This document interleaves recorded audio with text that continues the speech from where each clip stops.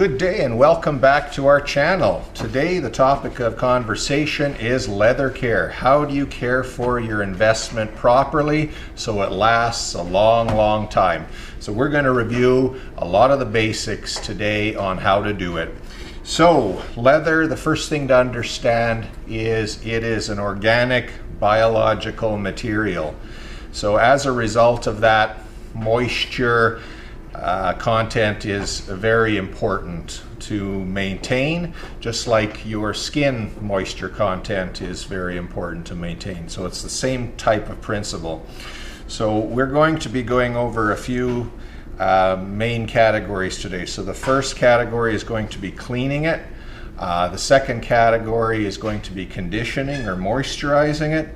And then the third category is going to be protecting it. So those are kind of three distinct categories. Each of those categories has products that you can use. So we're going to review those today. So let's start off with cleaning. So I've got here my chaps for us to look at. I've intentionally ridden with these chaps many times without cleaning them, so they're nice and dirty and perfect for discussion. So to clean leather, it's very simple, really. You start with a nice clean cloth and some water. So you just wet your cloth. You want it damp, but not soaking wet.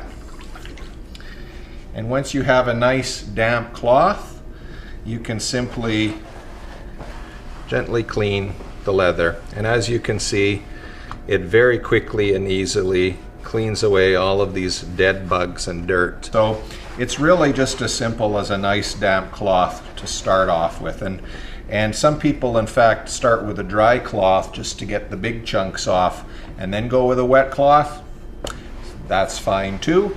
But basically you just want to get all of the main dirt and residue off the surface of your leather. So once you've done that step of the process, you can pat dry it with a nice clean dry cloth to get any excess moisture off of the surface of it.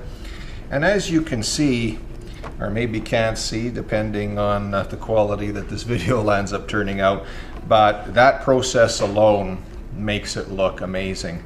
And the big reason for that is I do the other steps, which is moisturizing or conditioning and protecting them as well. So if you follow the maintenance regimen, it makes cleaning and keeping them clean and nice much easier. So that's the most basic level of clean. There are products on the marketplace available as well that are specifically designed for cleaning. One of those products is something that we carry. It's Derek Alexander Leather Cleaner. It comes in a liquid format, and this product is designed to assist you with cleaning the leather. You can also buy it in spray format from various places and so forth, but we're going to go over the cream element of it now. So the way to use this is you put a small amount of the product on a damp, clean rag, gently rub it in. And what this product will do, it'll penetrate the leather and any dirt, grime, oils, residue that's in it, that's foreign, it'll help it pull out of the material and onto your rag. And then you can use, once again, a clean, dry cloth to take off any residue from the surface. So whether you're using a spray cleaner or a liquid cleaner like I just showed you there, clean it with water first, then use the cleaning product. If it's the first time you've ever used a particular cleaning product or conditioning product or protecting product, it's often a good idea to test the product on an inconspicuous part of the garment. That way you can see what the effect will be. Just keep in mind, if you're going to run such a test, to use it and then allow it to completely dry and buff it off before you decide whether it's something you want to do or not. A lot of the times, in particular with cleaners and conditioners, it can, when you first apply the product, really darken the look of the leather and Perhaps once it's dry, it'll lighten back up considerably, but testing it in an inconspicuous area will allow you to see what the effect is going to land up being, and if you want to do the entire garment with it like that. That covers the cleaning basics of leather. The next step, once you've got nice clean leather, is to condition the leather. In other words, to restore moisture and oils back into the leather to allow it to remain nice and pliable and protect it as well to a large degree. So one of the products that I really like to use from a conditioning standpoint is something called mink oil. So we have a mink oil paste that we stock in our store. You can also get mink oil in a liquid form, similar to that cleaning product that I showed you. And I'll show you the use of the paste here, but you simply put a small amount onto a clean, dry, damp cloth and gently rub it into the leather. And the paste, the conditioner, will soak into the leather. The conditioners can also help draw out dirt, materials, that sort of thing. So it's not uncommon to see a leather cleaner / conditioner, so it'll clean and condition both. I like to start with as clean a product as possible before you condition, just to make sure you get the maximum conditioning effect. But once again, you gently rub it in, and a little goes a long way. The reason I really like the paste versus the liquid is I find it lasts longer, so it's easier to do a large number of garments for less money, I guess, because you use more sparingly the product and can even easier control the amount of product that goes onto it. But that's personal choice. So once you've applied your conditioner, once again, you allow it to dry a little bit, and then you take whatever residue is off, still on the product, with a clean, dry cloth. And that restores the moisture to the leather to prevent it from cracking. Some of the conditioning creams and pastes will contain something called lanolin. Lanolin is a byproduct of sheep or wool-bearing animals, and what the lanolin really acts as is a softener. So if you're using a conditioner that contains lanolin, it's best used for things that you would want to soften, such as, jackets, vests, chaps, that sort of thing. Perhaps on boots you don't want them to be necessarily soft, or certainly if you're doing a leather briefcase or a bag, perhaps you don't want it to soften, you want it to be a little firmer. So in cases where you're conditioning it and you don't want that effect, be sure to use a conditioner that doesn't contain lanolin.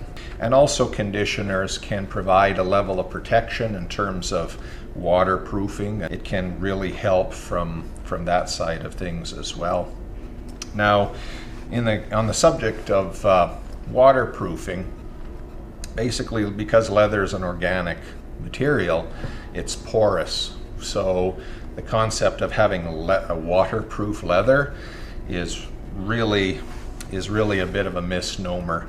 You can conditioning the leather will allow it to be more resistant to water, for sure, in particular as you're wearing it to protect you more from the moisture and so forth, but it's not a waterproof material, even with a protectant on it, which adds another step of water repelling protection to the product.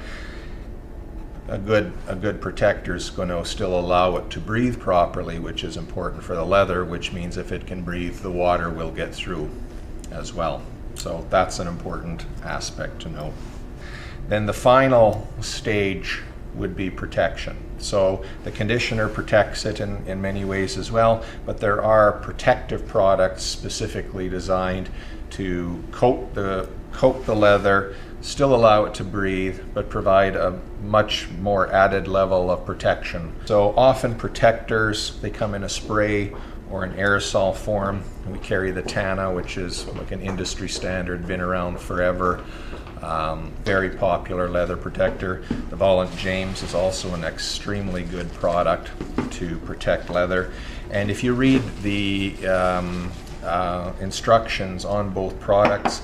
Some of the products are actually good for more than leather. You can use it to protect non-leather, artificial leather, in some cases fabric items, and so forth. So read the whatever product that you're buying, read the details on the back, because that's going to give you a good idea of if it's going to do what you want or not. So I find if it's well conditioned and well protected, the cleaning of it is a breeze, and it goes from being a very laborious chore to a quick thing that you can do when it's dirty. So those are the basics with regard to leather care. The cleaning, the conditioning, and the protecting. Another topic we're going to talk about is restoring some color back to the leather. So as you may be able to see on my chaps here along the bottom, it's extremely worn, and some of the color has in fact lifted from the leather. Not an uncommon thing. In fact, riding gloves are very prone to it. The chaps along the bottom, the cuffs are very prone to it. It's really not a big deal. Some people really like the distressed, the well-aged, well-worn look. There's nothing wrong with that. It's perfectly fine if you continue to keep it conditioned and protected. It's really not a problem. But if you want the item to look new, if it's a fashion jacket, for example, or you really like the look of a fresh, clean product, then there are products that you can use that'll help you do that. And I'm going to show you one of them today. So I'll just position this so hopefully you can see. So the product that we're going to go over right now is the Doc Bailey's product. It comes in a package with the paste, a buffing cloth, as well as an application sponge. See, as you can see, the sponge is dirty because I've used it before. It's not a big deal. It's only used for this.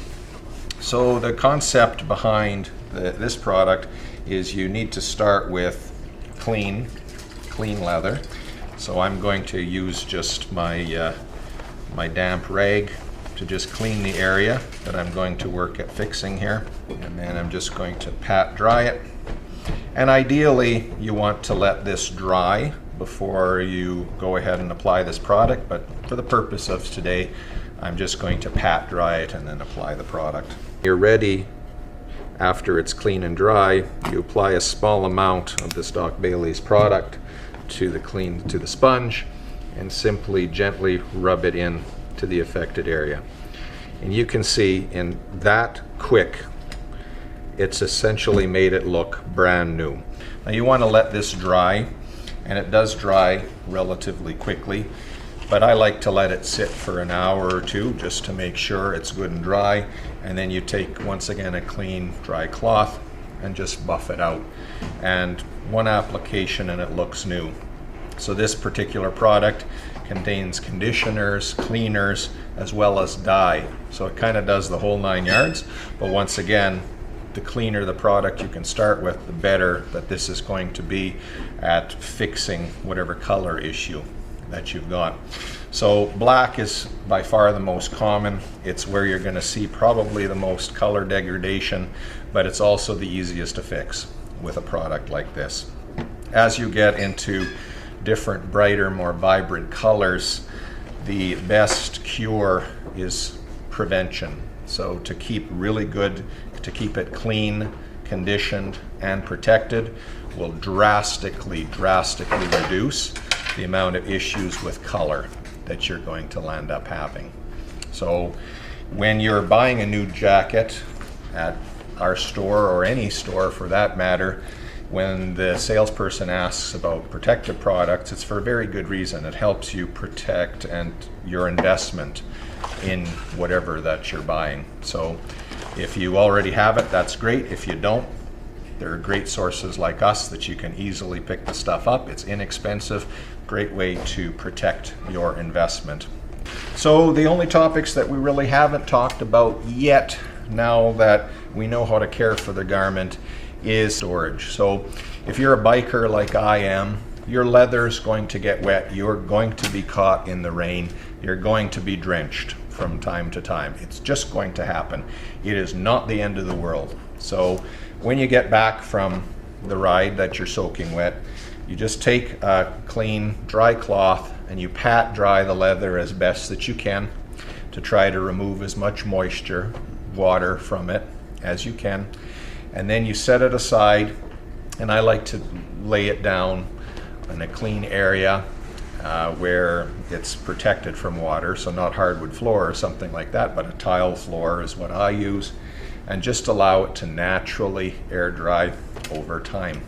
It's very important not to try to artificially dry it using hair dryers, leaving it in the baking sun. That is an absolutely terrible way of drying it, and in fact, it's more likely than not going to cause damage within the organic fibers of that leather if you try to rapidly dry it. It's just an absolutely terrible idea. It's probably the easiest, fastest way to ruin leather is to artificially dry it. So that said, even if it's wet or dry, exposing leather for long amounts of time to extreme sun, lots of UV light, that's going to damage it as well. So when you store leather, it's important to store it out of the sun in a place where it's not going to be exposed to a lot of light, and in a way that allows for air movement around the leather. So not in plastic bags, not in plastic garment bags, but you really want to have it just hanging in a closet in a way to let it breathe.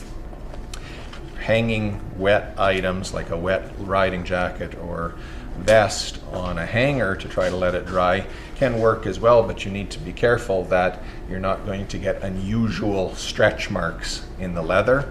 As a result, from the extra weight of it and the shape of the hanger, you could really land up with some unusually shaped shoulders in the garment that you're not going to be happy with and will be darn near impossible to get out and get back to the way it was. So flat surface is the best way to go. So those are all of the major topics of leather care. Of course, there's lots of different schools of thought on it, but if you do the kinds of things that we talked about in this video today, the chances are very good that you are never going to have a problem and you're going to enjoy the quality and beauty of your leather for a long, long time. So thank you very much for watching today. Keep posted for other videos that we post and let us know what you think. Have a super day.